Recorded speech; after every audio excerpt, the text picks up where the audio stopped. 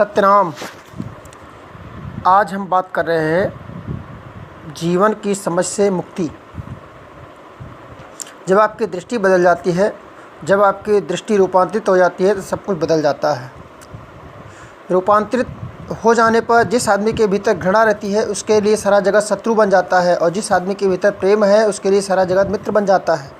जिस आदमी के भीतर प्रकाश है उसके लिए सारा जगत परमात्मा हो जाता है। जिस आदमी के भीतर अंधकार है उसके लिए सारा जगत असार हो जाता है। न जीवन सार, न जगत सार, न असार होती है। असार होती है तो सिर्फ समझ। जैसा आदमी का व्यक्तित्व होगा वो वैसे ही समझेगा। जिस चीज़ से मुक्त होना चाहता है उसे समझना पड़ता है। मुक्ति के लिए परिवार, घर छोड़ने की ज़रूरत नहीं है। सब कुछ करते हुए समझ रखना है कि किसी चीज़ को अति खराब होती है, अति किसी चीज़ का नहीं करना चाहिए। मुक्त करती है समझ, दमन नहीं। जिस चीज़ से मुक्त होना चाहते हैं उसे पूरी तरह से समझ लो। उसी समझ को आप जितनी गहराई से समझोगे उतना ही आप पाएंगे कि आप मुक्त होते चले जा रहे हैं। परत परत रहस्य को समझें, उसे पूरा उखाड़ कर देखें, उसे जड़ तक देखें, उसका पूरा आवरण तोड़ डालें और पहचान कर ले, खोज कर ले और समझने का प्रयास करें। जितनी समझ गहरी होगी उतना ही मनुष्य मुक्त होगा। जिस चीज़ से मुक्ति होना है, जिस चीज़ से मुक्त होना है उतना ही मनुष्य मुक्त होता चला जाएगा। जिस चीज़ से मुक्ति चाहिए उसका परिपूर्ण ज्ञान होना चाहिए, परिपूर्ण होश हो चाहिए, परिपूर्ण परिचय चाहिए उसका। संसार से मुक्त होना है तो संसार का परिपूर्ण ज्ञान चाहिए। जीवन के परिचय को समझने के लिए, संसार को समझने के लिए चित्त का शांत होना चाहिए, बोध चाहिए, होश चाहिए कि हम जीवन को देख सकें और समझ सकें। जिस दिन समझ लेंगे, जिस चीज़ को समझ लेंगे उसी से हम मुक्त हो जाएंगे, और जिस चीज़ से भागेंगे उसी चीज़ से बंध जाएंगे। संसार को जिस दिन समझ लेंगे उस दिन परमात्मा प्रकट हो जाएगा, तीव्र लालसा विलीन हो जाएगी।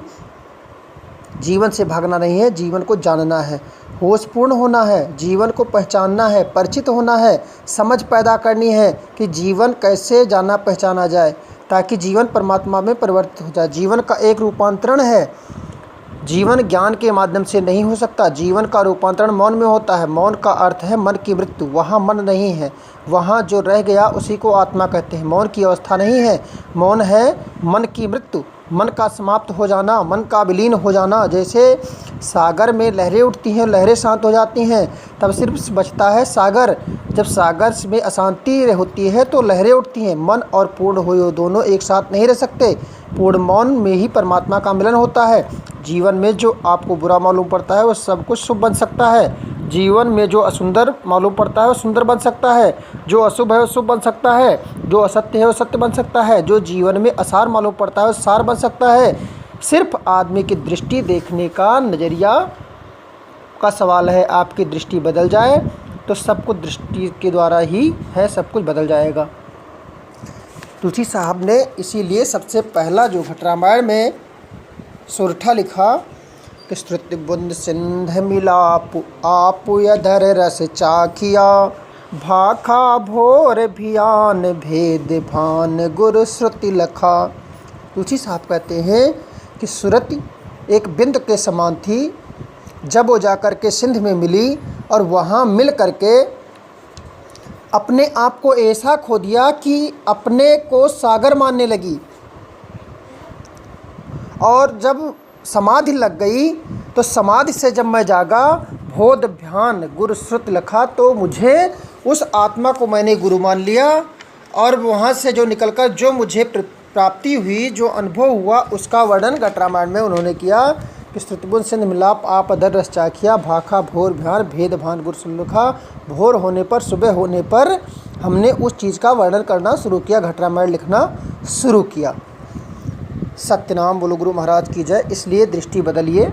जीवन ही परमात्मा है, परंतु जीवन को सही अर्थों में समझ लेना चाहिए, तभी परमात्मा को मित्र बना लीजिए, मन को मित्र बना लीजिए, और आनंद में रहना मनुष्य का कर्तव्य है, और अपने कर्तव्य को पहचान लीजिए। अति का भला न बरसना, अति की भली न धूप, अति का भला न बोलना, अति की भली न चूप। अगर दूसरे का बुरा देखेंगे तो क्या होगा कि बुरा जो देखकर मैं चला, मिला न बुरा कोय, जब मैं खोजा दिल आपनो मुझसे बुरा न कोय।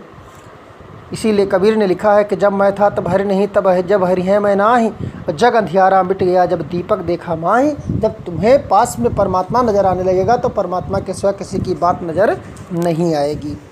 तो आज का विषय हमारा इतना ही। सत्यनाम।